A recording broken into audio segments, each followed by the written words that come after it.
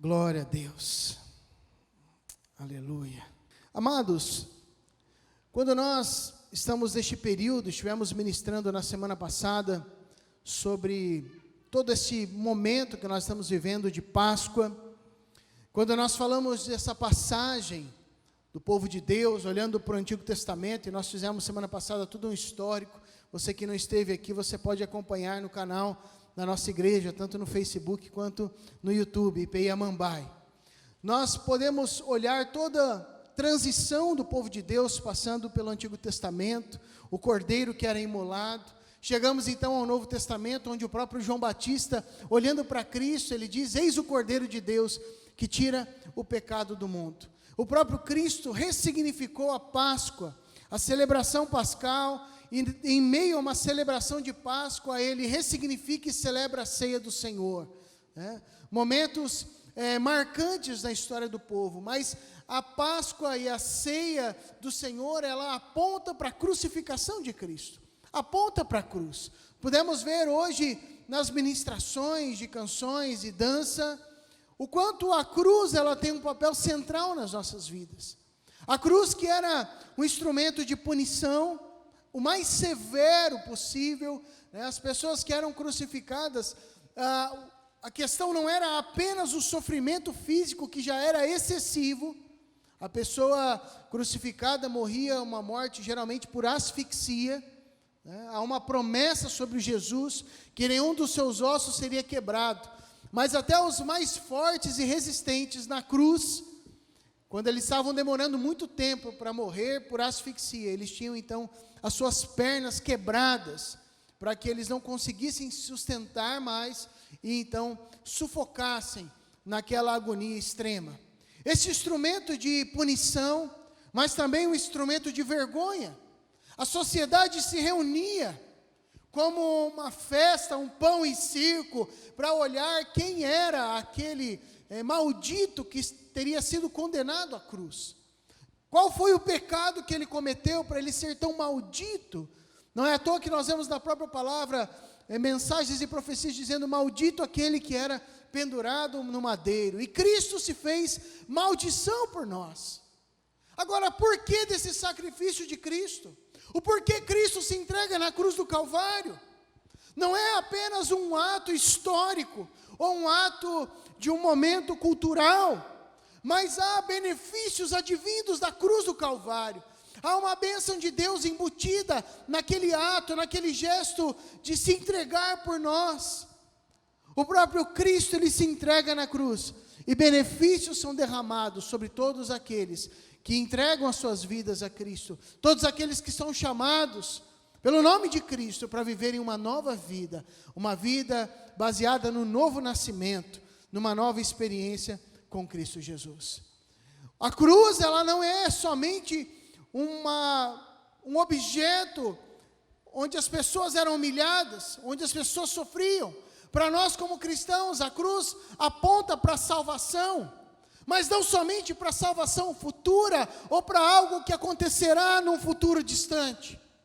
Eu gostaria de, nessa noite, trabalhar 3 esferas da cruz de Cristo. A atmosfera ou a esfera do passado, o que a cruz fez com o nosso passado, o que a cruz de Cristo representa no presente nas nossas vidas, e o que a cruz de Cristo ela aponta para a nossa história. E nessa noite eu gostaria que você abrisse o teu coração, que você permitisse que essa palavra achasse um lugar na tua vida, que essa semente da palavra de Deus pudesse germinar no teu coração, e você compreender esse gesto tremendo, maravilhoso do amor de Cristo pela minha e pela tua vida. Por isso o tema que nós vamos trabalhar nessa noite é vivendo os benefícios da cruz de Cristo. Cristo morreu por todas as pessoas, mas nem todos estão dispostos, nem todos são chamados a viver os benefícios da cruz. Mas se você está aqui nessa noite para ouvir esta mensagem, significa que há algo de Deus para a tua vida. Significa que você não está aqui por acaso, mas o Senhor, de uma forma ou de outra, permitiu que você estivesse aqui nessa noite, para que você pudesse sair daqui experimentando estes benefícios tremendos daquele que se rende aos pés do Salvador. Esta palavra Só organizar aqui. Esta palavra que fala acerca dos benefícios da cruz, ela tem um primeiro momento que aponta para o passado. 2 Coríntios, capítulo 5, do verso 17 até o 20, nos diz algo. Se você está com a tua Bíblia, eu gostaria que você abrisse. Segunda carta de Paulo aos Coríntios, capítulo 5, verso 17 a 20. E nós vamos entender qual é a esfera da nossa vida que a cruz de Cristo supre no nosso passado.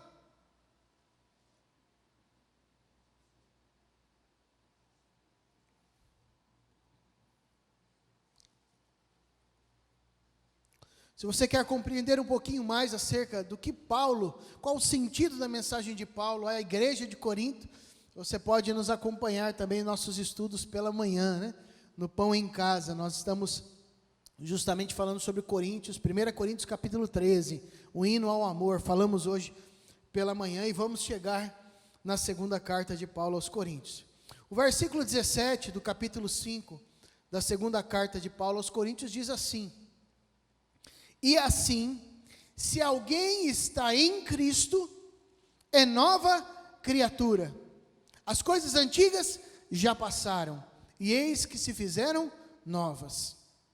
Ora, tudo provém de Deus, que nos reconciliou consigo mesmo, por meio de Cristo, e nos deu o ministério da reconciliação, a saber, que Deus estava em Cristo, reconciliando consigo o mundo, não imputando aos homens as suas transgressões, e nos confiou a palavra da reconciliação, de sorte que somos embaixadores em nome de Cristo, como se Deus exortasse por nosso intermédio.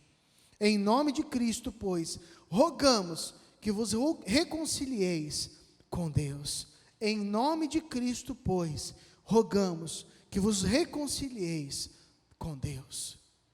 A esfera do passado fala acerca da nossa vida passada, ou da nossa vida até o dia de hoje. O que nós estamos vivendo é presente, o que vivemos até um segundo atrás é passado. A apresentação das nossas crianças é passado. Mas o interessante é que Paulo, quando ele escreve aos Coríntios, ele diz o seguinte: se um ser humano, uma pessoa, a partir de agora, está em Cristo, e estar em Cristo significa que entregou a sua vida a Cristo, recebeu Cristo como Senhor e Salvador da sua vida, como único Senhor e Salvador, e a partir de agora, então, ele tem como controle da sua vida Cristo. Então, estar em Cristo não significa fazer parte de uma religião, ou de uma denominação religiosa.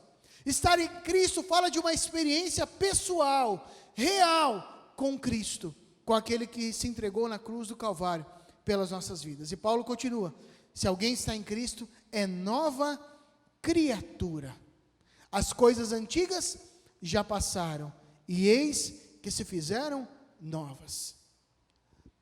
Como nós vimos aqui em cada ministração, Cristo se fez maldição por nós na cruz do Calvário. O que isso significa? O ato de Cristo se entregar naquela cruz para o contexto da época, para o momento, aqueles romanos, aqueles judeus que estavam assistindo, eles não compreendiam a totalidade desse sacrifício. Para eles era mais um dia onde uma pessoa estava sendo crucificada. Mas a missão de Cristo era de, na cruz, resolver o meu e o teu passado. Diz a palavra que havia uma carta de dívida. É interessante que a palavra de Deus no Novo Testamento comumente usa uma linguagem jurídica para trabalhar as nossas vidas. Havia uma dívida. Qual era essa dívida? O meu e o teu pecado. A situação que nós nascemos em pecado. Desde o Antigo Testamento, quando nós vemos a criação do homem, Adão e Eva, através deles o pecado entrou na humanidade, e todos nós nascemos em pecado. Mas que bonitinha, criancinha tão linda, ok, é maravilhosa mesmo, mas a criança, ela já nasce em pecado. Eu e você nascemos em pecado. Pastor, por isso que a gente tem que ensinar. Sim, mas o pecado não basta nós ensinarmos, porque o pecado, na linguagem jurídica da palavra de Deus, ele é uma dívida. A dívida do pecado, e o salário do pecado, como diz a palavra de Deus, é a morte. mas o dom gratuito é de graça de Deus, é a vida eterna em Cristo Jesus. Ou seja, o nosso passado era um passado de dívida, de morte, e só havia uma forma de pagar essa dívida do pecado. Sabe qual era? Eu e você, morrendo por causa da nossa punição. Mas como então resolver o nosso passado? Como resolver o passado da humanidade? Por causa dessa maldição do pecado correndo nas nossas veias, o pecado nos assediando tenazmente todos os dias. Cristo se entrega na cruz do Calvário. E em Cristo, quando nós somos nova criatura, vivemos essa experiência do novo nascimento, nós temos o nosso passado resolvido. Há um perdão dos nossos pecados. Em Cristo Ele paga a nossa dívida, e nós já não somos mais escravos do pecado. O próprio apóstolo Paulo já diz: olha, não vos submeteis de novo a julgo de escravidão, porque foi para a liberdade que Cristo vos libertou. O nosso passado hoje está resolvido, porque Cristo Jesus se entregou na cruz do Calvário, e eu e você podemos hoje, querido, viver uma vida de liberdade, livre do domínio das trevas, livres do pecado, olhando para Cristo, o autor e consumador da nossa fé. Mas se você nessa noite, querido, não passou por essa experiência, você tem essa oportunidade. Eu não sabia quem estaria aqui nessa noite, mas o Senhor já sabia, querido. E se o Senhor te trouxe aqui nessa noite, é para te dar a oportunidade de se render aos pés dEle e ter o teu passado resolvido também. Note que Paulo, ele diz aqui, que se alguém está em Cristo, é nova criatura. Não é simplesmente olhar e acreditar no sacrifício de Cristo. Não é simplesmente frequentar uma denominação ou os cultos da igreja. Você precisa estar em Cristo. Viver uma experiência de novo nascido. Uma experiência onde nós temos uma regeneração, uma transformação do nosso interior, para que possamos desfrutar disso que o verso 17 nos diz, que as coisas antigas já passaram, e eis que se fizeram novas. As coisas antigas já foram, já passaram, e eis que se fizeram novas. Daqui a pouquinho nós vamos estar orando, querido, e você vai ter a oportunidade de poder se render aos pés do Senhor, ou de repente ter uma reconciliação com Ele. Talvez a vida vai passando, os dias vão caminhando, o desespero vai tomando conta do teu coração, mas nessa noite o Senhor, Ele está anunciando através desse servo, que há sim uma possibilidade de você ter o teu passado resolvido. Se você está em Cristo, você é nova criatura, as coisas antigas já passaram, e eis que tudo se fez novo. Pastor, por que o senhor está anunciando isso? Porque o verso de número 18 diz que o Senhor, por meio de Cristo, uma vez reconciliados com Ele, Ele nos outorgou o ministério da reconciliação. Ele nos fez mensageiros dessa revolução, que é a reconciliação por intermédio de Cristo. No verso 19 ele continua: Deus estava em Cristo reconciliando consigo o mundo, não imputando aos homens as suas transgressões. A palavra transgressão aqui no original grego significa um erro arbitrário. Sabe quando você sabe que é errado e faz mesmo assim? Aqui está dizendo que por intermédio de Cristo, o Senhor não imputou ao mundo, não colocou na sua condenação. Se você está em Cristo, mesmo as transgressões, os pecados conscientes, que teria então um peso maior, o Senhor, Ele traz perdão, mediante o arrependimento. Verso 20 diz que nós somos embaixadores em nome de Cristo, como se Deus exortasse por nosso intermédio. Em nome de Cristo, o apóstolo Paulo escreve aos Coríntios, e eu declaro nessa noite: eu rogo a Deus que vos reconcilieis com Ele. Esta é uma noite de reconciliação. A reconciliação com o Pai resolve o nosso passado, resolve o passado do pecado. Não significa que tudo está pronto, mas nós em Cristo somos livres do domínio do pecado, e livres para começar a partir de agora uma nova história, uma nova caminhada, uma caminhada restaurada, reconciliada com Deus. Se você deseja se reconciliar com Cristo, entregar a sua vida a Cristo, daqui a pouquinho nós vamos orar, mas guarda aí no teu coração este queimar do Senhor sobre a tua vida. Quando nós falamos da cruz de Cristo, resolvemos o nosso passado, mas quando nós olhamos para o nosso presente, eu gostaria que você abrisse comigo na carta de Paulo aos Efésios, capítulo 4, verso 22 a 32. Efésios, capítulo 4, do versículo 22 ao 32.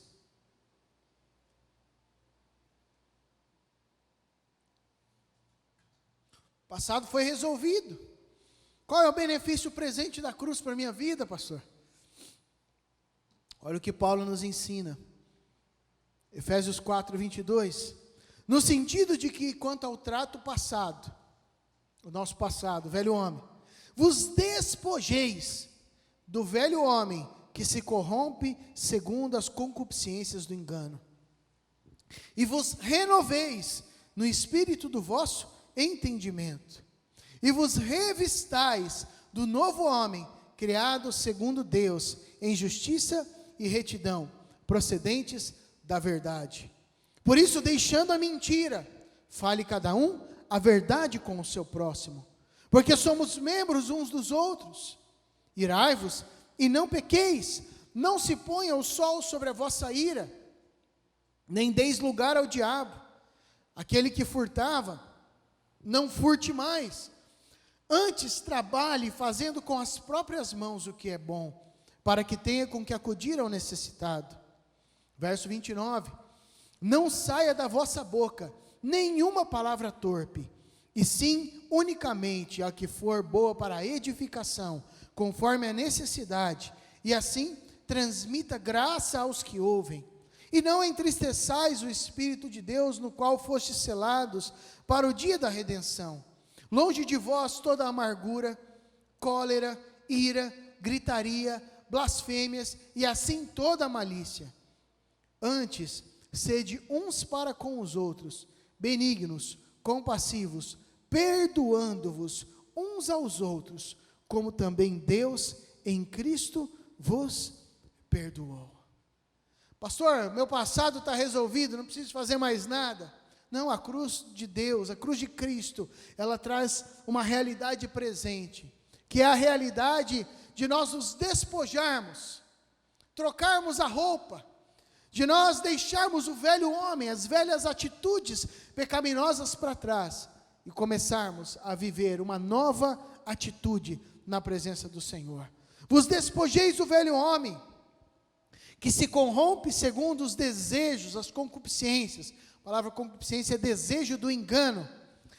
E vos renoveis no espírito do vosso entendimento.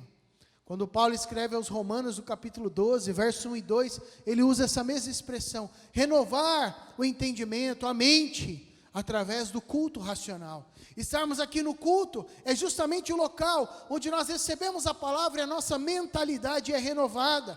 Talvez você está dizendo, pastor, eu precisava ouvir isso, eu me lembrei de coisas que precisavam ser transformadas, ou talvez você está dizendo, eu nunca ouvi isso. Este é o local para você ouvir mesmo, querido. É o lugar onde nós renovamos a nossa mentalidade, renovamos o espírito do nosso entendimento. Para quê? Para nos revestir de um novo homem, criado segundo Deus, em justiça e retidão, procedentes da verdade. Aqui é um contraponto. Paulo está escrevendo para pessoas que viviam uma vida torta, viviam no pecado, uma vida de mentiras, uma vida de injustiça, uma vida longe dos princípios coerentes da palavra de Deus. E ele fala, olha, Cristo morreu para trazer a libertação, para resolver este passado de vocês. Mas agora no presente, o que vocês devem fazer é vocês deixarem o velho homem para trás, a velha mulher para trás, e a partir de hoje, vocês sejam revestidos de novas práticas, um novo jeito de pensar, um novo jeito de agir. É claro que isso, querido, não é da noite para o dia, mas está dizendo de como eu devo me portar, uma vez que eu tive uma experiência com Cristo, o presente da minha vida, hoje, o amanhã quando ele se tornar hoje, todos os dias da minha vida, ele precisa ser pautado numa transformação constante da minha vida. Um aperfeiçoar, ou seja, que hoje eu seja melhor do que ontem, mas que amanhã eu possa ser melhor do que hoje. Que daqui a um ano vocês me encontrem e eu seja muito melhor do que eu era um ano atrás. E assim seja conosco.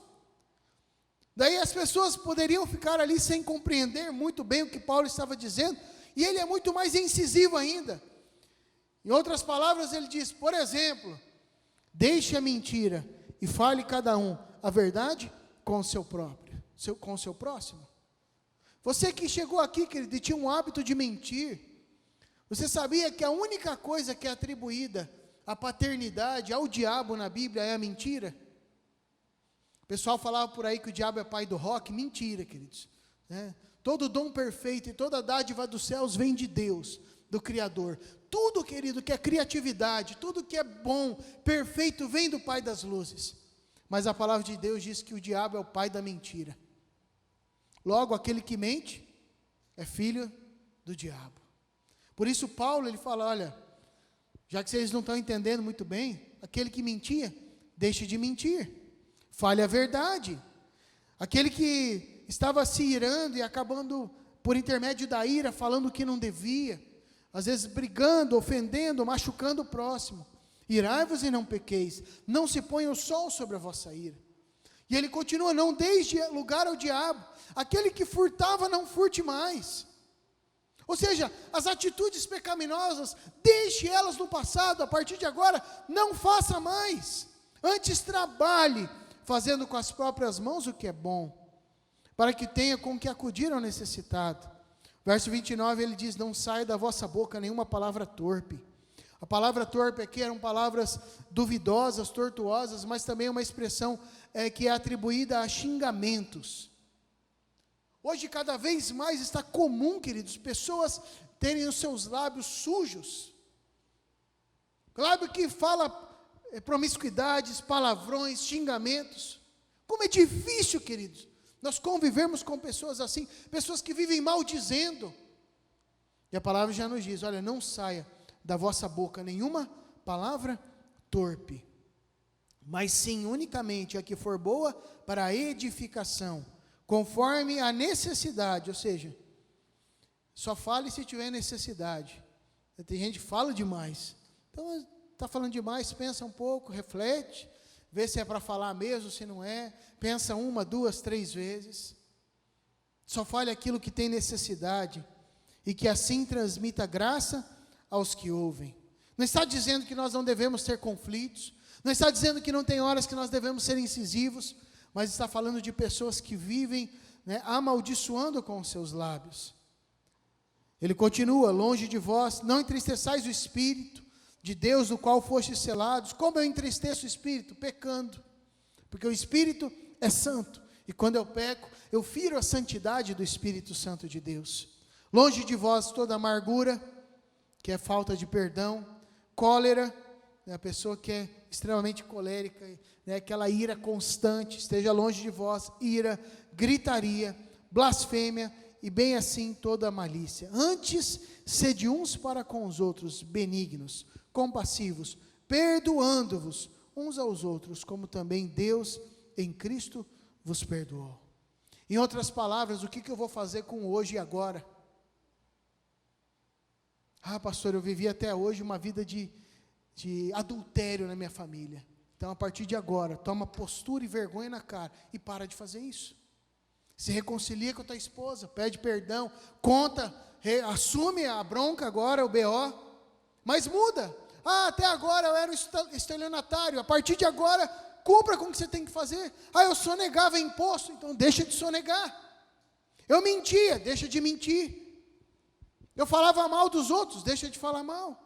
Ou seja, Paulo é muito prático na palavra, dizendo o efeito da cruz na nossa vida. A cruz não é para estar apenas na parede, como nós temos aqui, e até o tema do nosso ano, que é o ano da restauração, e o T ali é a cruz, porque o que a cruz de Cristo, querido, ela não somente resolve o nosso passado, mas ela resolve o meu presente. À medida que eu entendo que uma vez que eu nasci de novo, não há mais lugar na minha vida para viver o que eu vivia no passado.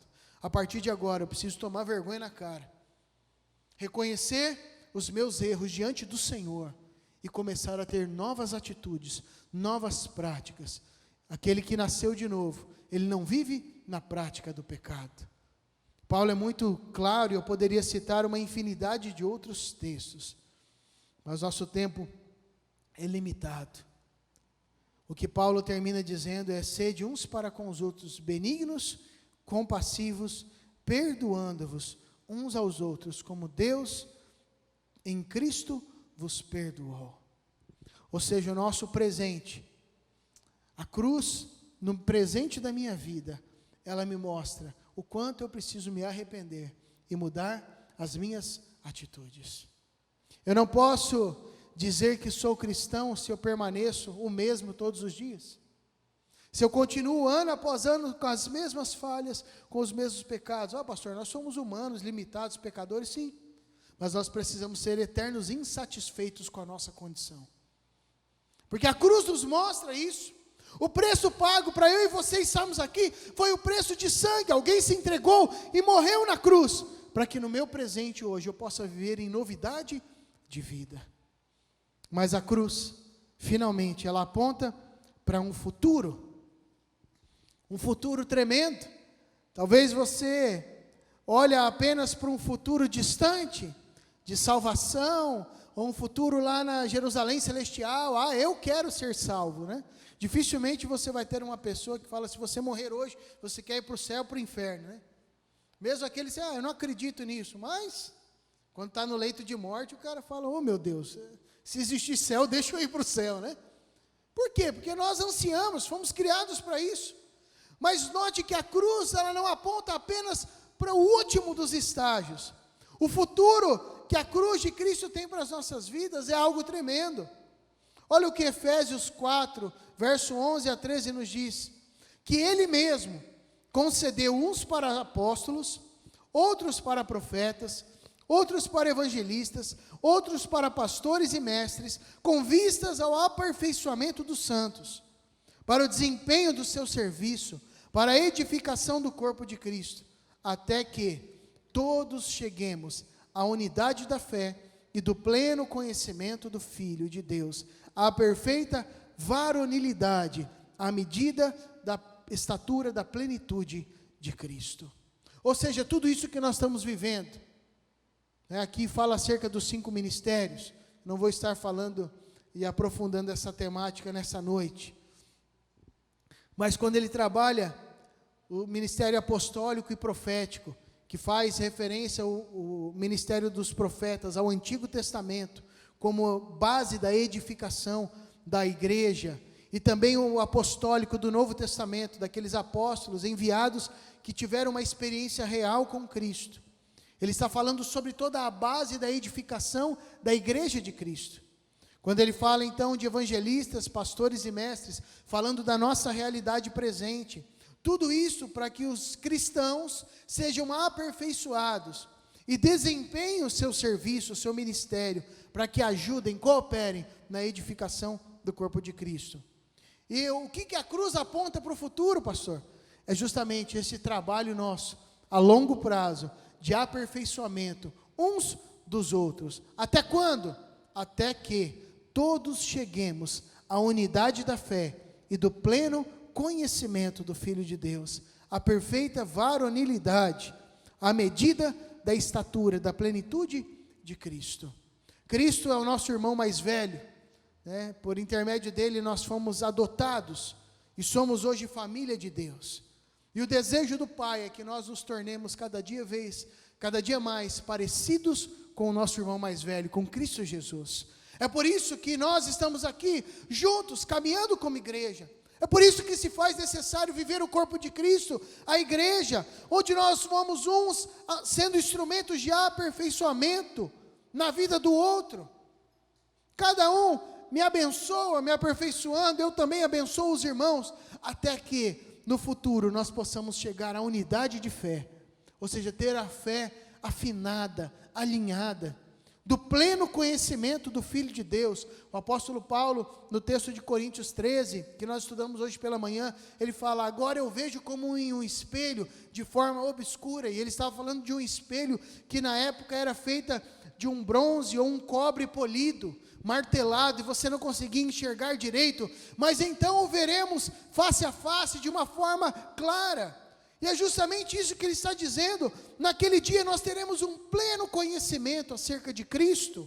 Nós estamos apontando para aquele dia que vamos ser levados aos céus por Cristo, mas até que chegue este dia, nós estamos em constante aperfeiçoamento, uns sendo instrumento de bênção na vida dos outros. É por isso que nós precisamos continuar, queridos, olhando e sermos gratos a Deus pelo que a cruz fez pelo nosso passado, vivendo a realidade presente de sermos transformados, nos despir do velho homem todos os dias e nos revestir de um novo homem, mas olhando sempre para o futuro, para o dia que Cristo vai buscar a sua igreja. E eu quero estar cada dia mais aperfeiçoado, querido, para que chegue naquele dia eu possa estar preparado. Eu sei que nunca é o suficiente da minha parte, por isso que a graça de Deus me basta, e é pela graça que nós somos salvos, mas da minha parte, eu quero ser aperfeiçoado, para que naquele dia, quando eu me encontrar com Cristo, eu possa estar face a face com Ele, desfrutando dessa vida na eternidade.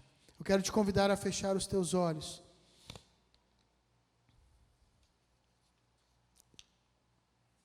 E a oração desta noite, ela abrange 3 áreas das nossas vidas. 3 áreas que fazem referência aos benefícios da cruz de Cristo sobre nós. Talvez você está aqui nessa noite e você chegou à conclusão de que o teu passado precisa ser resolvido, de que até hoje, até 1 minuto atrás, a tua vida não estava legal, precisavam algumas questões serem ajeitadas, e principalmente, uma reconciliação com Cristo, uma reconciliação com Deus, por intermédio de Cristo Jesus. Se você está aqui nessa noite, nessa perspectiva, querido, eu louvo a Deus por isso, porque este é o lugar certo, na hora certa que era para você estar, e você é a pessoa certa para estar ouvindo essa mensagem. E hoje você tem a oportunidade de ir no teu lugar, declarar com os teus lábios e dizer: Senhor Jesus, eu quero que o Senhor seja o Senhor, o único Senhor e Salvador da minha vida. Eu quero desfrutar do meu passado resolvido em Cristo Jesus. Mas há uma segunda dimensão, a dimensão do presente da cruz. Talvez você, um belo dia, você entregou a sua vida para Jesus. Mas a pergunta que eu faço é: o que você tem feito com isso hoje?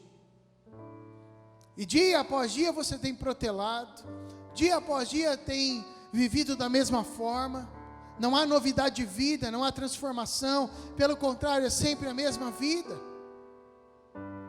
E eu não estou aqui, querido, para te julgar, jamais, mas para nós constatarmos que algo precisa acontecer. Você precisa experimentar a dimensão presente da cruz de Cristo. Já não sou mais eu quem vive, mas é Cristo que vive em mim. E o viver que eu vivo agora, eu não vivo pela carne, mas eu vivo pela fé no Filho de Deus. E começar a tomar decisões agora. Se eu mentir, eu não vou mais mentir. E se hora ou outra acabar acontecendo, eu vou me arrepender, vou falar a verdade, vou voltar atrás. E assim, com todos os pecados ou práticas que nos afastam do Senhor, significa que nessa noite você precisa acertar o teu presente juntamente à cruz do Calvário. A cruz aponta para uma vida transformada dia após dia. E o futuro, a esperança da glória de Deus, mostra um aperfeiçoamento. Nós precisamos uns dos outros, querido. Eu preciso de cada um de vocês que estão aqui nessa noite. Vocês não são mais um, vocês são preciosos. Porque através de cada um de vocês, nós vamos sendo aperfeiçoados, vamos sendo trabalhados, vamos crescendo, melhorando a cada dia, para que naquele dia, quando nós nos encontrarmos com Cristo, nós possamos estar aperfeiçoados e prontos para viver a eternidade nas moradas celestiais. Eu gostaria que você já colocasse a tua vida diante do Senhor.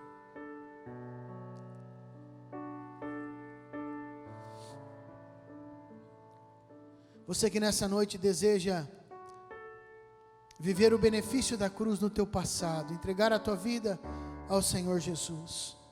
Aí onde você está, eu gostaria que você repetisse comigo esta oração.